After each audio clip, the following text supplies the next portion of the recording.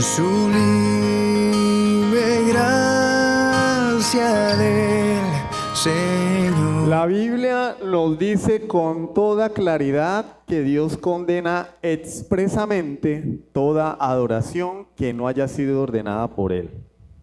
O sea, la Biblia es contundente en esto. No es que, no, pues no sabemos, ¿no? Como la segunda venida de Cristo, pues no sabemos cuándo va a ser. No sabemos si Dios se molesta porque le rindamos adoración que Él no ha ordenado. No, la Biblia es categórica, expresa, literal, explícita. Dios condena toda adoración que Él no ha mandado. ¿Qué textos tenemos? Deuteronomio 12, 29 al 32, por favor. Busquémoslo, Deuteronomio 12. Deuteronomio capítulo 12. Versículos 29 al 32, dice la palabra del Señor.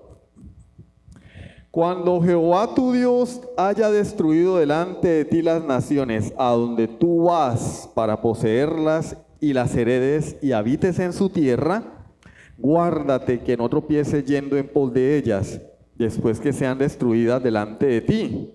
No preguntes acerca de sus dioses, diciendo: de la manera que servían aquellas naciones a sus dioses, yo también les serviré.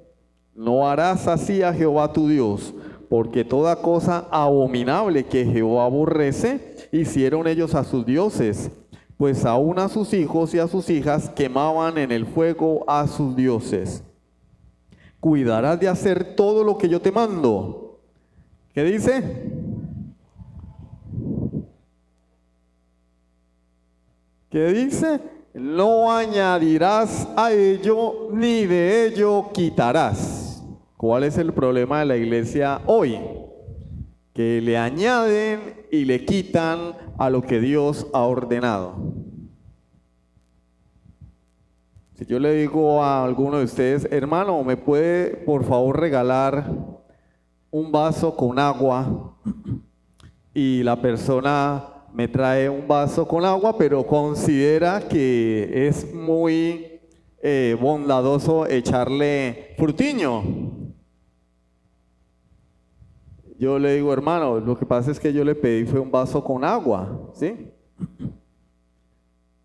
Bueno, si la persona es muy regodienta, ¿no? O regodiento, exigente. Pero si no pide un vaso con agua, requiere un vaso con agua, ¿sí? Ahora la persona le dice: no, bueno, tengo frutiño. Ah, bueno, sí, o no, gracias, prefiero el agua, ¿sí? Sí, porque si uno lo que quiere es aclarar la garganta, no va a tomar frutiño. El frutiño es por si quiere a futuro intoxicarse, ¿no? No me está trayendo agua. Y si yo le digo: por favor, me puede traer un vaso con agua, y me trae el vaso vacío, tampoco está cumpliendo el pedido. Y Dios nos dice: me vas a adorar así. Y le añadimos, le quitamos. Ya no es lo que Dios ha pedido. Ya no es lo que Dios ha pedido. Mi papá, cuando yo era chico, nos mandaba a la carnicería, a lo que fuera, tráigame una Coca-Cola. Y pues para mí era igual. Coca-Cola, Pepsi, para mí era lo mismo. Yo le traía Pepsi. Y mi papá, como buen padre, me decía: hijo, no importa, yo me tomo la Pepsi. No, va y me la devuelve. Y la tienda quedaba cruzando la avenida. Tenía 8 años. Tenía que cruzar la avenida, la Intercomunal, 1 o 2 cuadras más allá, a donde fuera, y tenía que llevarle la Pepsi a que me la cambiaran. Y si no había Pepsi, que me devuelvan el dinero. Así eran los padres de antes. Carne, tráigame carne para asar. Y yo le llegaba con chocosuela, o cualquier otra carne. Para mí era igual la carne. Carne era carne, ¿no? Ustedes saben que dentro de la carne de primera hay varias clases de carne, varias partes de la res. Tiene que ser la más blandita. Y me decía, no, esto no, vaya y me la cambia. Entonces yo tenía que bajar desde la Cruz, donde vivíamos, hasta el centro, a cualquier carnicería o al Cosmos, a que me cambiara la carne. Porque era lo que, no era lo que él había pedido. Ahora, mi papá no era Dios, ¿no? Pero imagínense el Señor diciéndonos, me vas a adorar así, y nosotros le llegamos con lo que Él no ha pedido. ¿Por qué? Porque la adoración que Él requiere es especial y no se conforma a la adoración del mundo. Israel iba a llegar a la tierra que iba a poseer y el Señor le dice, no vais a hacer conmigo lo que las naciones hacen con sus dioses. No vais a poner en práctica los rituales de las naciones, conmigo no lo vais a hacer. Ni lo que hacen, ni la forma en cómo lo hacen. Nada, no te vas a conformar a ello. Él rechaza toda adoración que no haya ordenado. Levítico 10 del 1 al 2, ya conocen el caso de Nadab y Abiú, ya profundizamos en él, solo les recuerdo. Todo lo que Dios había mandado, ¿sí recuerdan la semana pasada? ¿Y en qué pecaron ellos? Hicieron lo que Dios no había mandado. Y ya, debut y despedida. Debut y despedida. Era la primera vez que ofrecían holocausto, sacrificio a Dios. La primera y la última. Ahí no importó que eran los hijos de Aarón, que eran levitas, que eran primíparos. No, es que es la primera vez. Como dijo Homero Simpson, es mi primer día de trabajo. No. ¡Sas! Terrible. Juan 4, 22 al 24, por favor. Juan capítulo 4, versículos 22 al 24. El pasaje de la mujer que samaritana, la mujer samaritana.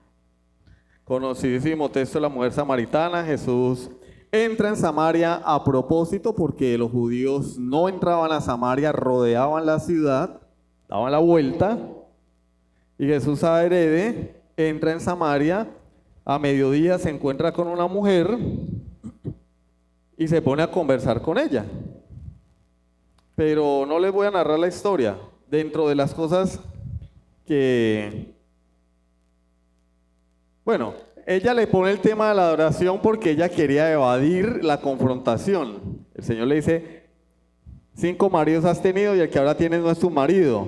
Esto has dicho con verdad. Y la mujer se va por otro lado. Ah, me parece que tú eres profeta. Nuestros padres adoraron en este monte. Vosotros decís que en Jerusalén es el lugar donde se debe adorar. Es como cuando uno está confrontando a alguien con su pecado y la persona le sale, ah, sí, pero ¿ustedes de qué iglesia son? Porque en la iglesia mía enseñan esto y en la de ustedes, y ustedes son de los que dicen que hay un infierno y ustedes son de los que no adoran a la Virgen, desvían el tema, ¿no? Esta mujer quiso desviar el tema y no le funcionó. Versículos 22 al 24, el Señor le dice, vosotros adoráis lo que no sabéis, nosotros adoramos lo que sabemos, porque la salvación viene de los judíos. El Señor le está diciendo, pues, ustedes adoran a un Dios que no es el Dios de la Biblia. Bueno, no existía la Biblia, ¿no? El Dios de las Escrituras, del Antiguo Testamento, de la Torá. ¿Por qué? Porque ellos solamente reconocían como inspirados por Dios el Pentateuco. Los demás libros para ellos, para los samaritanos, no eran inspirados por Dios. Entonces Jesús les dice, el Dios de ustedes no es el Dios de las Escrituras, porque el Dios de las Escrituras es el Dios de todo el Antiguo Testamento. A ustedes les falta Claro, porque si yo rechazo, por ejemplo, el Nuevo Testamento, como los judíos rechazan el Nuevo Testamento, adoran a otro Dios. Jesús le dice, vosotros adoráis lo que no sabéis, no conocen a Dios, rechazan al Dios. La Biblia o la acepto toda o la rechazo toda. Yo no puedo decir, no, es que esto no es palabra de Dios. No.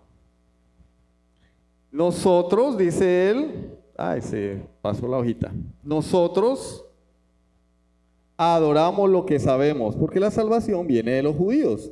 Mas la hora viene y ahora es cuando los verdaderos adoradores adorarán al Padre en espíritu y en verdad, porque también el Padre tales adoradores busca que le adoren. Entonces el Señor le dice a ella que va a venir el momento donde algunas personas van a adorar al Padre, a Dios, en espíritu y en verdad. ¿Y eso qué significa? Bueno, adorar a Dios en espíritu significa que uno se pega un viaje, ¿sí? Con algunas hierbas o algunas pastillas, o por medio de la sugestión, ¿sí? Una persona se para al frente y empieza y le dice, cierre los ojos, Dios está aquí. Si lo siente, sienta la presencia de Dios. El Señor se está moviendo. Miren cómo está soplando. Y enseguida le soplan al micrófono, lo llenan de babas y todo. Por eso es que después empiezan a oler mal los micrófonos. Siéntalo. Siente cómo se mueve por alrededor suyo. Entonces el de atrás empieza pi, pi, pi, pi, pi, con el piano, porque la música tiene efecto en nuestros sentidos, en nuestro cerebro. Pi, pi, pi, una canción bien triste, así como las que le gustan a Cali, así. Pi, pi, pi. ¿Qué pasó? Estamos sintiendo la presencia de Dios. Visualice al Señor. Mírelo como Él lo está mirando desde el cielo. Mire la sonrisa de Dios. Sienta cómo se mueve, cómo estremece su ser. Vamos a cantar. Me diste nombre, yo soy la niña de tus ojos. Y por allá empezó uno a llorar, por allá empezó otro a llorar, por allá otro empezó a gemir. A otro más desubicado le dieron ganas de ir al baño. Estamos adorando a Dios en espíritu. ¿Cómo estuvo el culto? Se sintió la unción.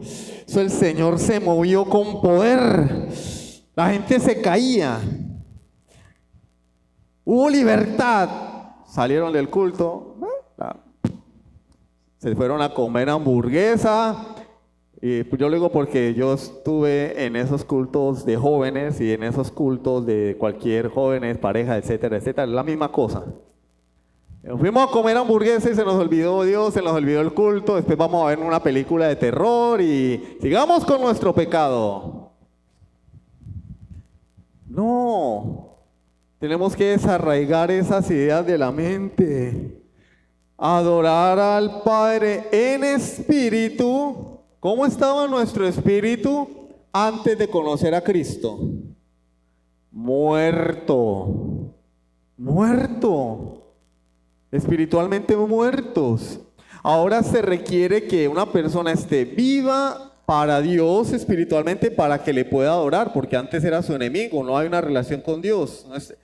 Dios nos reconcilia con Él por medio de Jesucristo, ahora estamos vivos espiritualmente. El Espíritu de Dios le da vida a nuestro espíritu.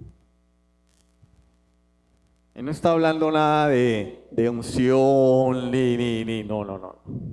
Le da vida a nuestro espíritu. Ahora nuestro espíritu está vivo para adorar a Dios. Hay una relación con Dios. ¿Cómo adora mi espíritu a Dios? No tengo que pegarme un viaje, ni consumir sustancias alucinógenas, ni fumar productos de dudosa procedencia. Sencillamente, cuando habla del espíritu, está hablando del ser humano con todas sus facultades, con todo mi ser. Lo mismo que dice el Señor en su palabra: amarás al Señor tu Dios con todo tu corazón, con toda tu alma, con toda tu mente y con todas tus fuerzas. Esa es la adoración en espíritu. Adoro a Dios con un espíritu vivificado, con todas mis ¿qué? Emociones, con mi mente, mi intelecto, con mi voluntad, con mi entendimiento. La adoración a Dios requiere las neuronas. Pablo lo dice en 1 Corintios. Recuerden cuando veíamos el tema del Espíritu Santo. ¿Oraré a Dios con el Espíritu? Sí, pero también oraré a Dios con mi entendimiento. Podemos aplicarlo. ¿Cantaré a Dios con el Espíritu? Sí, pero también con el entendimiento. Entonces, adorar a Dios en el Espíritu no significa pegarse un viaje así, caerse. Uy, ¿qué pasó? Uy, no, algo me agarró y yo no supe qué era. No. Adivinen a quién les pasa eso. A los endemoniados. Están como fuera de sí. Cuando una persona está fuera de sí, es que no está en sus cabales, no está en control. Y la Biblia dice, Pablo escribiéndole a Timoteo, porque no nos ha dado Dios espíritu de temor, sino de poder, de amor y de dominio propio. Y si parte del fruto, uno de los elementos o características del fruto del Espíritu Santo es el dominio propio, ¿qué con aquellos que afirman tener experiencias espirituales en las cuales ellos no estaban al control? No, yo sentí una cosa tremenda, me agarró y no supe. No, mijo, eso le pasa a los drogadictos, a los borrachos y a los endemoniados. El Espíritu de Dios es coherente, no incoherente. Entonces yo adoro a Dios en el uso de todas mis facultades, con mi mente, con mi razón. Yo razono, yo racionalizo lo que estoy cantando. Tomo las ideas del himno, las uno y saco conclusiones lógicas de lo que el himno dice. Yo racionalizo lo que estoy cantando. Racionalizo lo que estoy leyendo.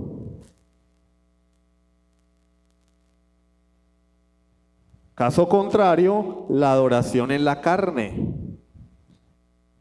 La adoración en la carne es precisamente aquello a que nos tenían acostumbrados, ¿no? Solo sentir, sentir y sentir. Nada de mente, nada de cerebro.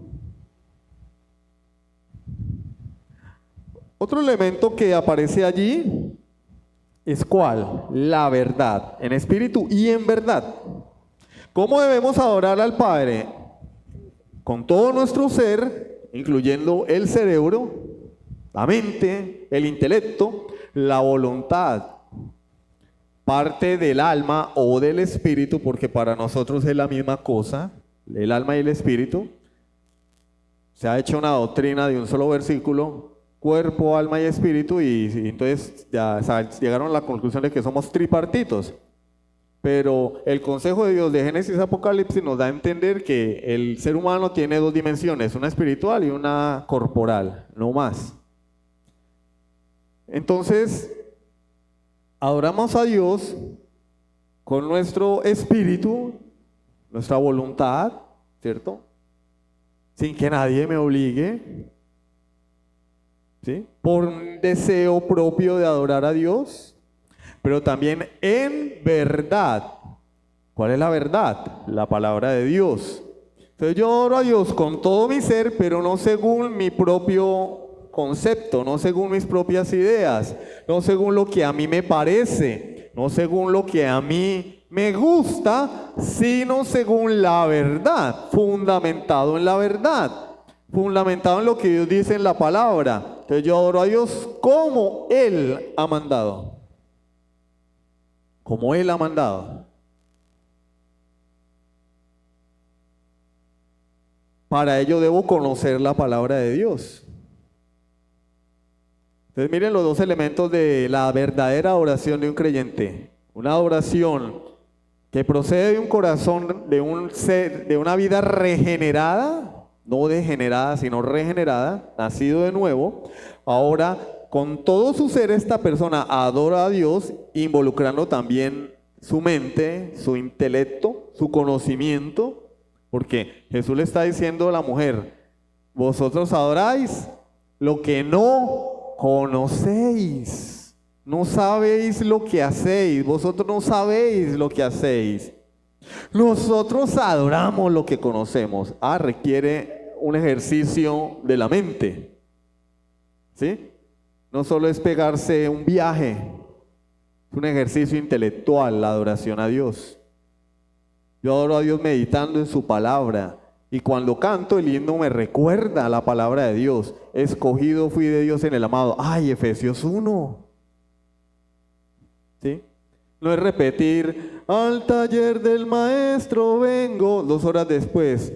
Al taller del maestro vengo, 3 horas después. Y cuando uno dice, eso, está bonita la canción. ¿Y de qué habla? No sé, pues de que uno va al taller y el maestro allá lo arregla a uno, yo no sé.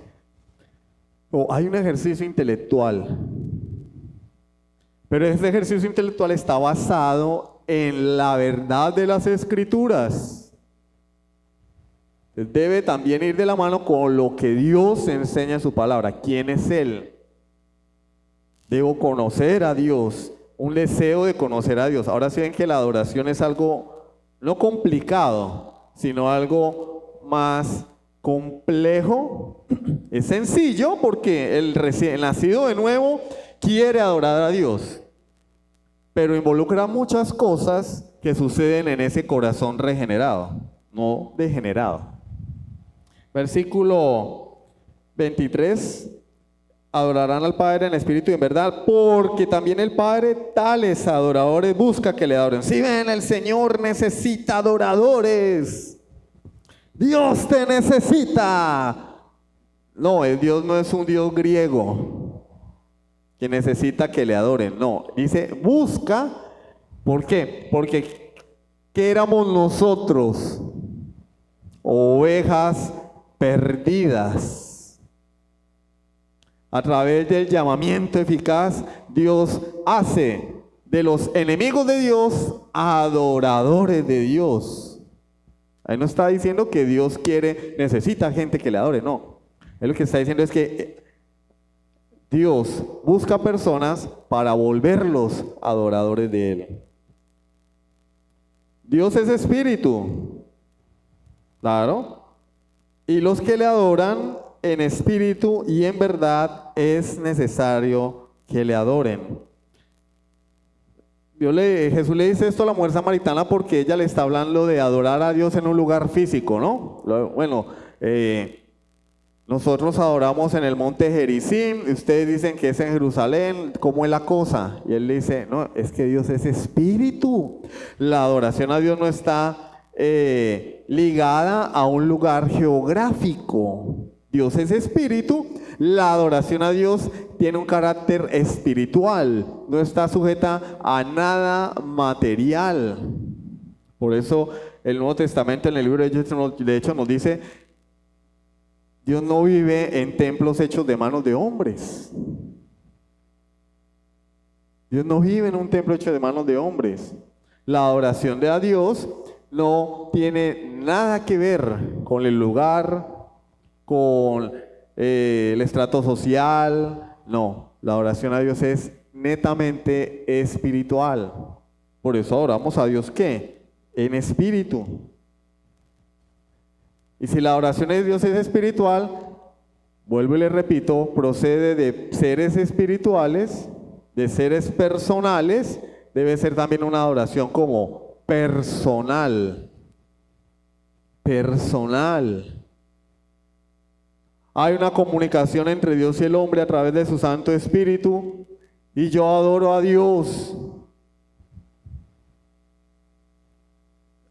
No, es que voy al culto porque allá es donde vamos a adorar. No, querido hermano, aquí venimos a seguir haciendo lo que se supone que hacemos todos los días, adorar a Dios. La adoración a Dios no está restringida a un sitio particular o a estar en medio de un grupo de personas. Bueno, hermano, pero eso contradice todo lo que usted nos ha enseñado sobre el principio regulador. No, no es una contradicción. Porque cuando hablamos del principio regulador estamos hablando de la adoración corporativa de la iglesia. Pero igual yo puedo adorar a Dios en mi casa, con mi familia, en soledad, ¿sí? El capítulo 4 de Juan no está hablando del principio regulador, está hablando de el carácter de la adoración a Dios. Un carácter que es espiritual y un carácter escritural. Así es que es la adoración a Dios. Espiritual, todo mi ser. Escritural, no me salgo de lo que Dios establece en su palabra. Entonces, ¿qué es un verdadero adorador? Aquel que adora conforme a lo que acabamos de mencionar. Nacido de nuevo, con todo su ser, fundamentado en lo que Dios enseña en su palabra. Porque decir que solamente eso se cumple en la iglesia equivaldría a decir que fuera yo puedo adorarle como yo quiera. Entonces en la iglesia no ponemos imágenes, pero en mi casa sí. ¿Sí ve? El tema de la adoración a Dios es en ese sentido universal. El principio regulador es particular. ¿A qué? A la reunión de la iglesia, al culto oficial. Pero el principio de la adoración de nosotros como hijos de Dios es universal, es donde quiera que yo esté, en las condiciones en las que esté. Yo en mi casa puedo adorar a Dios de rodillas, sentado. Si estoy enfermo, acostado. En la iglesia no. En la iglesia no puedo, no tengo esa libertad. Entonces, en este punto estamos hablando del carácter de la adoración, ¿sí? ¿Qué es un verdadero adorador? El que adora a Dios en espíritu y en verdad, como ya lo hemos visto. Aquí finalizamos el punto de principio regulador de adoración. Espero que hayamos aprendido algo, pero todavía no terminamos. Porque el distintivo puritano es más que el principio regulador. Primero es libertad de conciencia. Segundo, principio regulador de adoración, no normativo, regulador. Y en tercer lugar, el distintivo puritano nos habla de la religión experimental. No es que acá en la iglesia vamos a hacer experimentos, no. Religión experimental nos dice que no solamente vivimos un evangelio teórico. Es que yo sé mucho de Biblia. Usted viera, hay personas que les gusta impresionar con eso y otros que se impresionan con eso. Nosotros en cierta congregación elegimos un pastor por la única razón que tenía un título en teología. ¿Cómo nos fue, hermano Javier?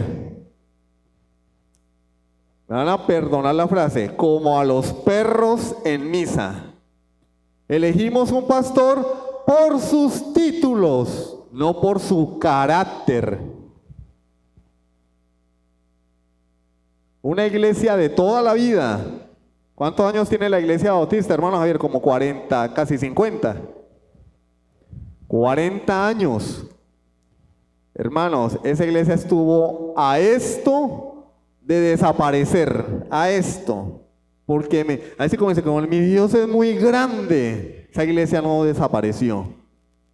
Pero estuvo a esto de desaparecer. ¿Por qué? Porque nosotros en nuestra inmadurez nos dejamos llevar por la apariencia. No, el hombre sabe de teología, habla bonito,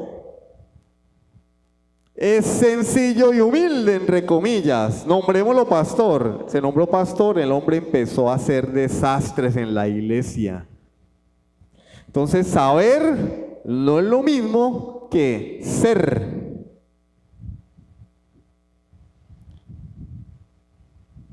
Esto tiene que ver no con la teoría, sino con algo que va más allá, la experiencia y la práctica. ¿Recuerdan que cuando vimos el estudio de la primera carta de Juan hablábamos de ortodoxia y ortopraxia o ortopraxis, como quieran? Ortodoxia, Tenemos que ser dogmáticos en nuestro conocimiento de la palabra de Dios, nuestros principios cristianos. Ortopraxia, tenemos también que ser estrictos en nuestra práctica cristiana, tenemos que ser coherentes. Tenemos que ser coherentes. Imagínense que yo estoy estudiando mecánica automotriz y me dicen que tengo que desarmar el carburador con un destornillador, que también le llaman desarmador en algunos países, ¿no? Y yo digo, yo agarro un martillo y empiezo a darle, no, qué destornillador ni que nada, yo no tengo paciencia, ¿qué estoy haciendo? Me ve otra persona y dice, este tipo se volvió loco, es un atarbán. Venimos a la iglesia a aprender algunas cosas y cuando salimos a la calle hacemos todo lo contrario. O no hacemos lo que aprendemos. El que nos vea va a decir, esta gente está loca. Porque hay incoherencia. Entonces la religión experimental tiene que ver es con la práctica de aquellas doctrinas que son prácticas. Porque no todas las doctrinas en la Biblia son prácticas. Por ejemplo, la doctrina de la Trinidad. ¿Yo cómo puedo aplicar la doctrina de la Trinidad? No hay manera. O sea, en la vida práctica, aquí en el planeta Tierra, ¿cómo puedo yo experimentar la Trinidad?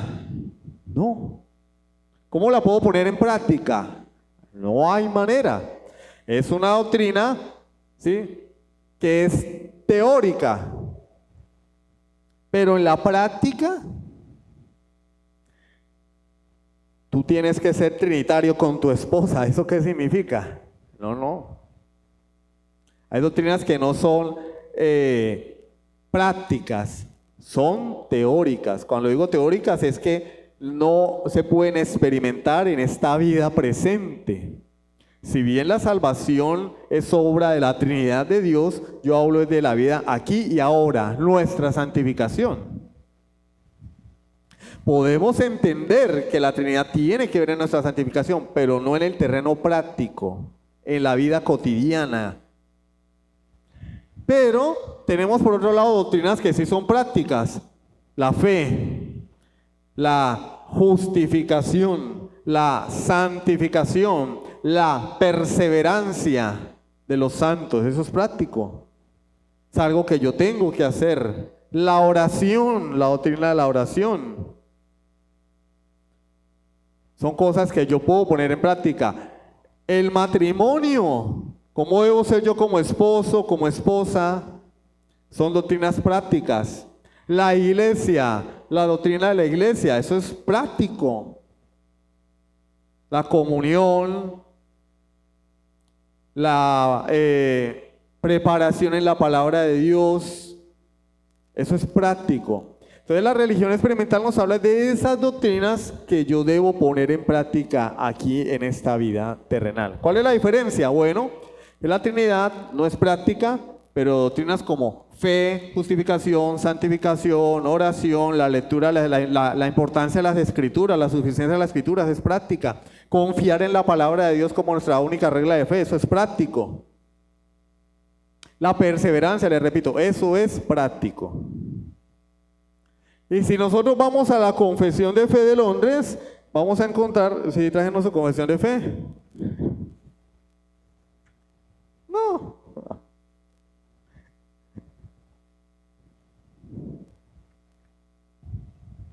Encontramos muchas doctrinas prácticas allí. Capítulo 16, las buenas obras. Capítulo 17, perseverancia de los santos. Capítulo 19, la ley de Dios. Capítulo 21, libertad de conciencia. Capítulo 22, la adoración religiosa y día de reposo. Capítulo 23, juramentos y votos lícitos. Capítulo 24, autoridades civiles. Nosotros tenemos que sujetarnos a las autoridades. Eso es práctico. Matrimonio, 25. 26, iglesia. 27, comunión de los santos. 28, bautismo y cena del Señor. Eso es práctico. Yo tengo que bautizarme, yo tengo que participar de la ordenanza de la cena del Señor, eso es práctico. ¿Cómo yo tengo que prepararme para la cena del Señor? ¿Cómo tengo que asumir la cena del Señor? Eso es práctico. Doctrinas prácticas. ¿Qué dice la palabra de Dios en 2 Corintios capítulo 5 versículo 17? De modo que si alguno está en Cristo, nuevo conocimiento tiene, ¿no? Nueva criatura es. Habla de un nuevo ser. Nosotros agarramos el test y pasamos así a lo flash. Como Hamilton, no, ahorita ya no está Hamilton, es Leclerc, Verstappen. Son más rápido que Verstappen. De modo que alguno se ha escrito una criatura de las cosas que pasaron, no se ha escrito una hecha nueva. Ya, me lo sé. Según los Corintios 17, ya. Bueno, pero papito, pero lo analizaste, lo meditaste. Dice que tú eres otra persona, otro ser, una nueva criatura. Sobre todo aquí en Venezuela, porque pues por la situación en la que estamos, la gente no tiene o no hay un fácil acceso a los automotores nuevos, ¿no? Hablo de los automóviles, carros, coches, como quieran llamarles. Entonces, ¿qué hace la gente? Manda a pintar el carro. Mandan a pintar. Si hay dinero, la tonería. Si no hay dinero, baño de María. Un baño de María. Y uno ve el carro y dice, uy, quedó como nuevo. Sí, mijo, abre el capó, mírele el motor. Mire el chasis, a ver cómo está. Terrible. Por fuera se ve nuevo. Ahora, cuando yo digo, voy a cambiar mi carro modelo 2010, un ejemplo, por un 2025, es otra cosa. Es otro carro, nuevo, de cero, sin resabios. Nada de que chancletielo, nada de eso. No, hijo. Es más, prende con un botón. Con el llavero, como el youtuber que tiene un automóvil moradito y le gusta hacer bromas. Nuevo. Y pareciera que la gente hoy leyera, si alguno está en Cristo, la tonería y pintura. No, nueva criatura es. Las cosas viejas pasaron. He aquí, algunas, todas son hechas nuevas. Esos resabios que traemos de la vida pasada, esas malas conductas, esos malos hábitos, ¿dónde deberían haber quedado? En el pasado. No, pero es que yo soy así. A mí me enseñaron así. Es que en mi familia eran así. De malas, el texto no dice eso. El texto dice que todo lo que era viejo pasó. Ahora todo es hecho nuevo. En la vida práctica. Efesios 2:10, porque somos, y dice exactamente lo mismo pero con otras palabras, somos hechura suya, una nueva creación, porque somos hechura suya. ¿Qué más dice? Creados en Cristo Jesús, para que vivamos igual, para buenas obras. Cosas prácticas. Que se vea, papito. Como la canción, no se te ven las ganas. No se te ve la voluntad. Es que no se ve. Para buenas obras, las cuales Dios preparó de antemano para que anduviésemos en ellas. Entonces, el cristiano que nace de nuevo, que se instruye en la palabra, experimenta en su vida una transformación, un cambio. No es un cambio, una transformación externa como los transgénero, no. Me he visto de mujer, pero sigo siendo hombre, no. Quiero que me llamen mujer, no, eso es una locura. Ahora, un incrédulo que dice, yo soy cristiano, me autopercibo cristiano. Mire, me he visto como evangélico. Llámeme aleluya. sigue viviendo igual, los mismos pensamientos, la misma conducta. ¿Cómo le decimos? ¿Loco? No, hermano, usted está loco. Usted no está pensando con cordura. Usted está muerto espiritualmente.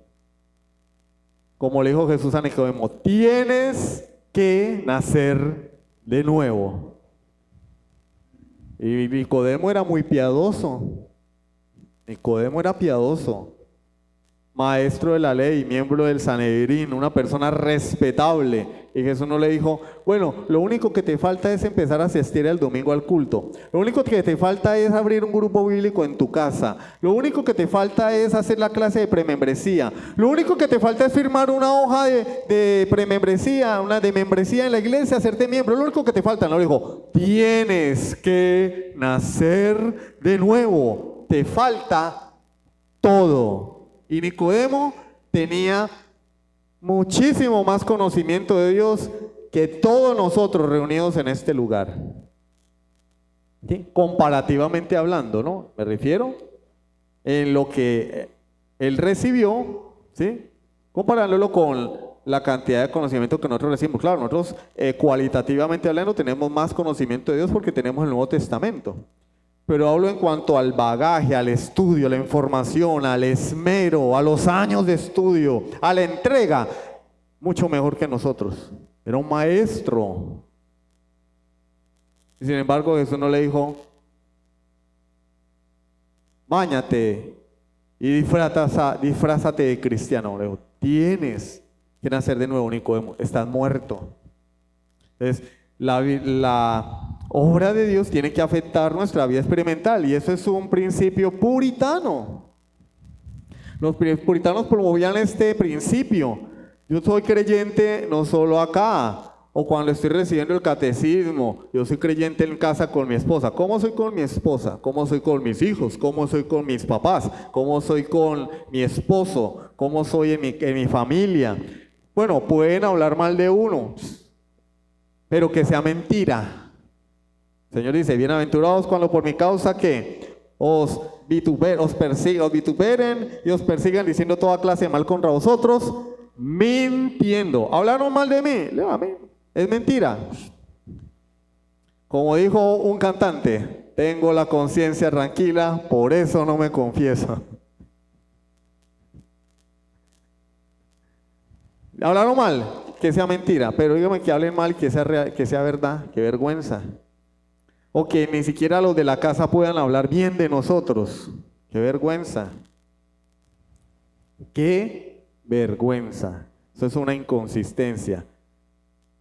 Entonces, eso es el principio de la adoración experimental o de la religión experimental. Amén. Vamos a orar, niños. Soberano Dios, Padre Celestial, te damos gracias por tu palabra, por estas clases que nos enseñan, Señor, la importancia de tener una conciencia limpia. Solo tú eres el Señor de nuestra conciencia. No respondemos a manipulaciones de hombres que estén por fuera de lo que tu palabra enseña. Y tú nos has dado libertad, Señor, en aquellos asuntos que no son centrales, que no son medulares. También, Señor, debemos responder positivamente al llamado tuyo a adorarte como tú lo has mandado. No más allá, ni quitarle ni ponerle. Pero también debemos responder positivamente, Señor, aceptar de buena voluntad la vida cristiana práctica, no solamente teoría, información. Nos capacitamos, aprendemos mucho de tu palabra, pero es necesario llevar eso al terreno de la práctica, a la vida, Señor, porque tu palabra dice que Jesús es el camino, la verdad y la vida, Señor. La vida eterna es eso, es vida, no es teoría. Y te damos gracias, Señor, por enseñarnos estas cosas. Bendice a tu pueblo, Dios, te lo pedimos en el nombre de Jesucristo. Amén. Sublime gracia del Señor.